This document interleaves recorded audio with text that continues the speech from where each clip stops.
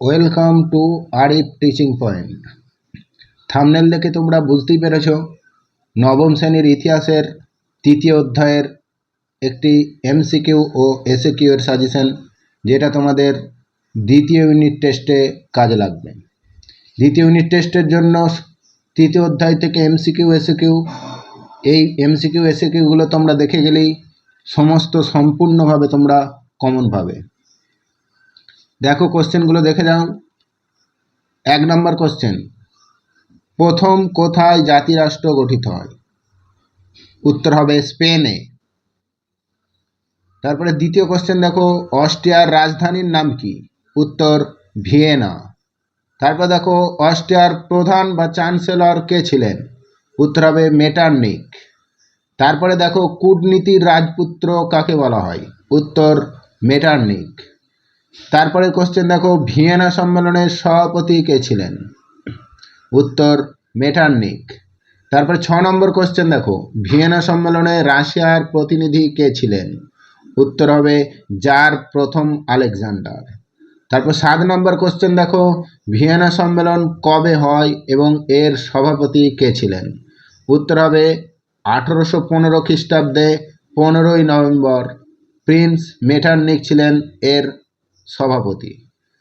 তারপরে দেখো, nation state বা জাতিরাষ্ট্রকে অ্যাপ্লাইড সায়েন্স কে বলেছেন? উত্তর হবে রবীন্দ্রনাথ ঠাকুর। তারপরে দেখো, বিগ ফোর নামে কারা পরিচিত ছিলেন? 9 নম্বর কোশ্চেন, বিগ ফোর নামে কারা পরিচিত ছিলেন? উত্তর ব্রিটিশ প্রধানমন্ত্রী ক্যাসালডি, রুশ জার প্রথম আলেকজান্ডার, প্রাশিয়া রাজ্যের প্রতিনিধি হার্ডেনবুর্গ ও অস্ট্রিয়ার প্রধানমন্ত্রী প্রিন্স মেটারনিখকে বিগ ফোর বলা হতো। তারপরে 10 নম্বর কোশ্চেন দেখো, মেটারনিখ যুগ কোন সময়কে বলা হয়? উত্তর হবে 1815 থেকে 1848 খ্রিস্টাব্দকে মেটারনিখ যুগ বলা হয়। 11 নম্বর প্রশ্ন দেখো, ইউরোপীয় শক্তি সমবায় বা কনসার্ট অফ ইউরোপ কবে গঠিত হয়? উত্তর হবে 1815 খ্রিস্টাব্দে নভেম্বর মাসে। তারপরে দেখো, ট্রোপো সম্মেলন কবে হয়? উত্তর 1820 খ্রিস্টাব্দে। তারপরে দেখো, পলিগনাক কে ছিলেন? প্রশ্নটি খুবই গুরুত্বপূর্ণ। উত্তর দশম চার্লসের প্রধানমন্ত্রী। তারপরে দেখো 14 নম্বর কোশ্চেন, কোন ভারতীয় জুলাই বিপ্লবে উদ্বুদ্ধ হন? উত্তর রাজা রামমোহন রায়। তারপরে 15 নম্বর কোশ্চেন দেখো, glory glory glory two France বলে কে ফ্রান্সের বিপ্লবীদের অভিনন্দন বার্তা পাঠান? উত্তর হবে রাজা রামমোহন রায়। তারপর 16 নম্বর কোশ্চেন দেখো, রক্ষণশীল বিপ্লব কোন বিপ্লবকে বলা হয়? উত্তর জুলাই বিপ্লবকে রক্ষণশীল বিপ্লব বলা হয়। তারপর 17 নম্বর কোশ্চেন দেখো, অর্গানাইজেশন অফ লেবার বইটির লেখককে? উত্তর সমাজতন্ত্রী লুই ব্লাঙ্ক। 18 নম্বর প্রশ্নটি দেখো, কোন বছরকে বিপ্লবের বছর বলা হয়? উত্তর 1848 খ্রিস্টাব্দে। তারপরে দেখো 19 নম্বর প্রশ্ন, কমিউনিস্ট ম্যানিফেস্টো কবে কারা প্রকাশ করেন? উত্তর 1848 খ্রিস্টাব্দে কার্ল মার্কস ও ফ্রেডারিক এঙ্গেলস কমিউনিস্ট ম্যানিফেস্টো প্রকাশ করেন। তারপরে 20 নম্বর কোশ্চেন দেখো, রিসর্জিমেন্টো কথার অর্থ কি? উত্তর পুনরুত্থান।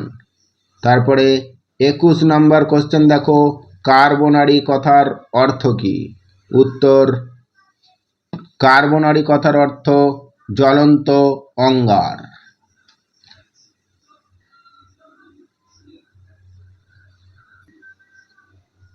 বাইশ নম্বর প্রশ্নটি দেখো, খুবই গুরুত্বপূর্ণ প্রশ্ন একটি, ইতালির ঐক্য আন্দোলনের প্রাণ পুরুষ কাকে বলা হয়? উত্তর জোসেফ ম্যাৎসোনিকে। তারপরে 23 নম্বর কোশ্চেন দেখো, ইয়ং ইটালি দল কে প্রতিষ্ঠা করেন? উত্তর 1831 খ্রিস্টাব্দে জোসেফ ম্যাৎসোনি ইয়ং ইটালি দল প্রতিষ্ঠা করেন। তারপরে 24 নম্বর কোশ্চেন দেখো, জুরিখ চুক্তি কবে হয়? উত্তর 1859 খ্রিস্টাব্দে।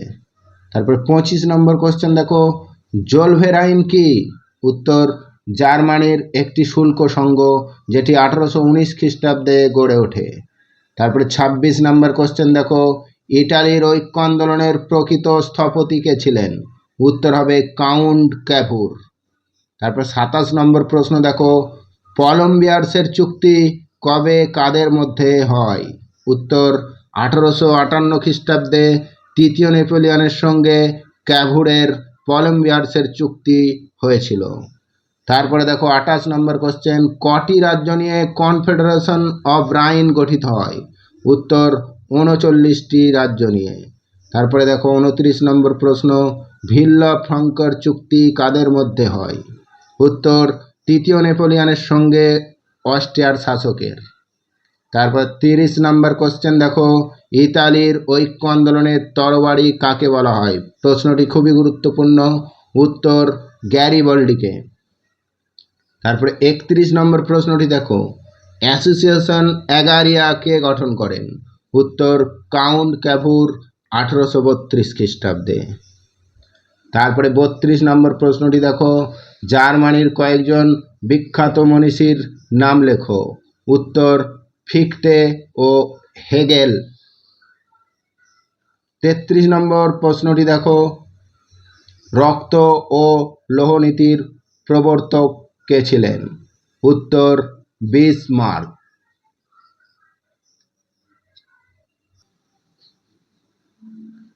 34 নম্বর প্রশ্নটি দেখো, গ্যাস্টিনের চুক্তি কবে হয়? উত্তর 1865 খ্রিস্টাব্দে। তারপরে 35 নম্বর কোশ্চেন দেখো, ইসাবেলা কে ছিলেন? স্পেনের রানী ছিলেন ইসাবেলা। 36 নম্বর প্রশ্নটি, বেনেদিতি কে ছিলেন?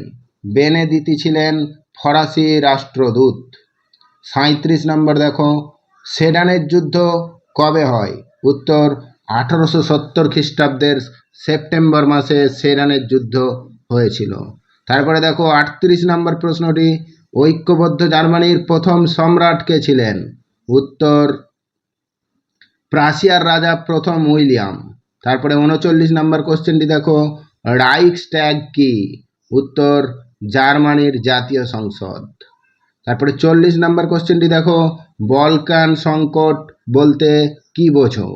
উত্তর বলকান এলাকার জাতীয়তাবাদ ও রাশিয়ার প্রভাব ঠেকানোর জন্য বলকান এলাকায় এক রাজনৈতিক সংকট তৈরি হয়, যা বলকান সংকট নামে পরিচিত। তারপরে 41 নম্বর প্রশ্নটি দেখো, ক্রিমিয়ার যুদ্ধ কবে শুরু হয় এবং কবে শেষ হয়? উত্তর 1854 খ্রিস্টাব্দে শুরু হয় এবং 1856 খ্রিস্টাব্দে প্যারিসের সন্ধির দ্বারা এই যুদ্ধ শেষ হয়। তারপরে 42 নম্বর প্রশ্নটি দেখো, দুর্বল ও রুগ্ন দেশ কাকে বলা হয়? উত্তর তুরস্ককে দুর্বল ও রুগ্ন দেশ বলা হয়।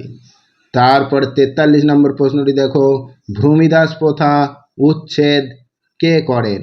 উত্তর দ্বিতীয় আলেকজান্ডার 1861 খ্রিস্টাব্দে। তারপরে 44 নম্বর কোশ্চেনটি দেখো, কোয়ারেস কে? কোয়ারেস ছিলেন একজন গ্রিক পণ্ডিত।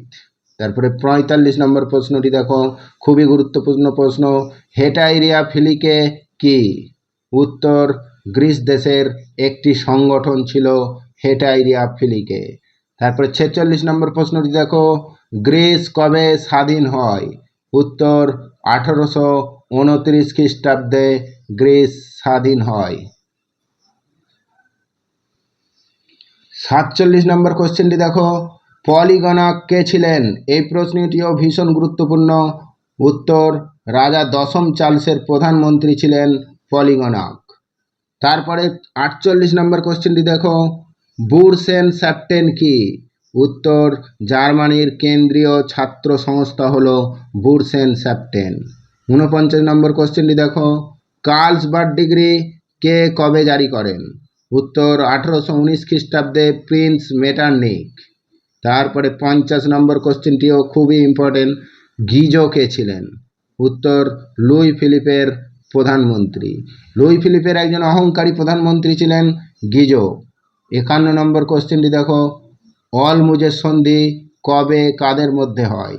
উত্তর 1850 খ্রিস্টাব্দে রাশিয়া ও অস্ট্রিয়ার মধ্যে অলমুজের সন্ধি হয়েছিল। তারপরে 52 নম্বর প্রশ্নটি দেখো, ফ্লোরেন্স নাইটেঙ্গেল কে ছিলেন? উত্তর, একজন নার্স বা সেবিকা। তারপরে 53 নম্বর কোশ্চেনটি দেখো, লুই ফিলিপ কোন বংশের রাজা ছিলেন? উত্তর, অরলিয়ান্স বংশের রাজা ছিলেন লুই ফিলিপ। তারপরে শেষ কোশ্চেন 54 নম্বর কোশ্চেনটি হলো, রাষ্ট্র কি? উত্তর, অ্যারিস্টটল বলেছেন স্বাবলম্বী ও পরিপূর্ণ জীবনযাপনের উদ্দেশ্যে সংগঠিত কয়েকটি পরিবার ও গ্রামের সমষ্টি হলো রাষ্ট্র। এই 54টি প্রশ্ন তোমরা ভালো করে দেখে যাও। দ্বিতীয় ইউনিট পরীক্ষার জন্য তোমরা আশা করি সবই কমন পাবে। এই ধরনের ভিডিও পাওয়ার জন্য তোমরা চ্যানেলটিকে অবশ্যই সাবস্ক্রাইব করে রাখবে এবং অল নোটিফিকেশন অন করে রাখবে। এরপর তোমরা চতুর্থ অধ্যায়ের MCQ SCQ সাজেশন পাবে। Thank you for watching.